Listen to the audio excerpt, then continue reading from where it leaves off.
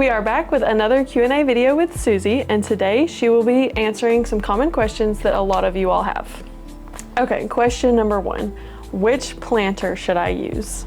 It really depends on what you're going to be growing. If you tell me you're going to want to grow herbs and lettuce and strawberries, maybe some bush beans or micro dwarf tomatoes and root vegetables, I would say go ahead and get the leaf because you get 42 pockets. But if you're also wanting to include larger tomatoes like Celebrity and regular Patio and Husky, those kind, or the Sun Gold, I would say you need the larger pockets, so you would need the original pockets. You can have 30 pockets in the original, and you can grow anything in it that you can grow in the leaf pockets, the 7-inch.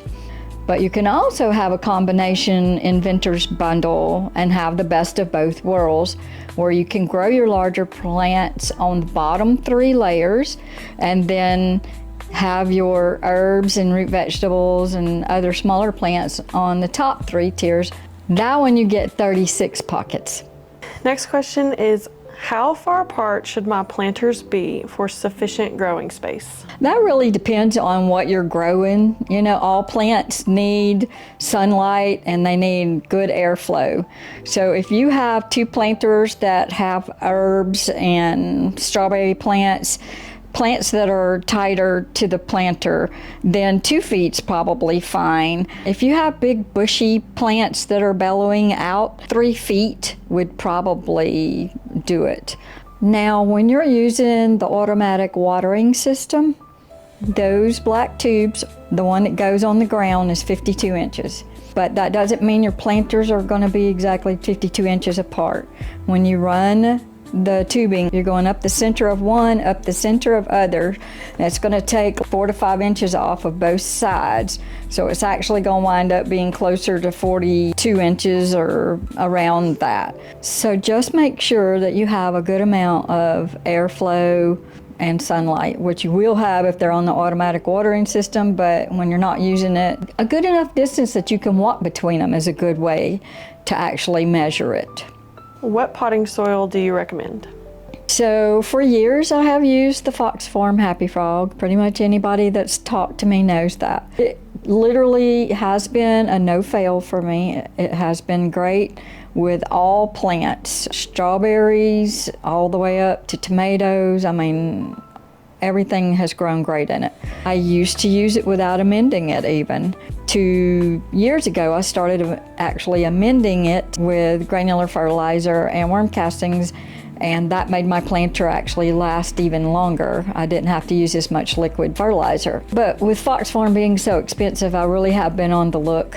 I have used Coast of Maine a couple of times. I have to say the crab and lobster meal in the Coast of Maine, I feel like really helped my carrots. You can look at the carrot video and see how well they did. I think the added phosphorus in that rock phosphate also helped in that. I have been testing Black Gold AP, Black Gold Organic.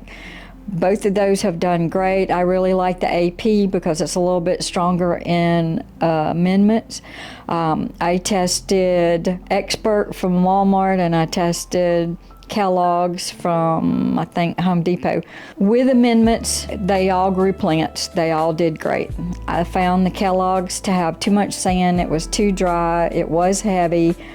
And I also found a lot of woody pieces in the Expert, but I can't deny that it grew with added granular fertilizer and worm castings. They still grew plants and did fairly well. Surprisingly, did much better than I was expecting. So I think we can kind of just look for soils that have some lightness. You want lightweight, high quality if you can, afford it. You don't want it to clump together. If it's so heavy that it clumps together when you wet it and squeeze it, it's too heavy. Like to see some perlite, the little white rocks. You want to see some of that in there. Some peat moss or coco coir is good for drainage. You can even make your own with the peat moss, coco coir.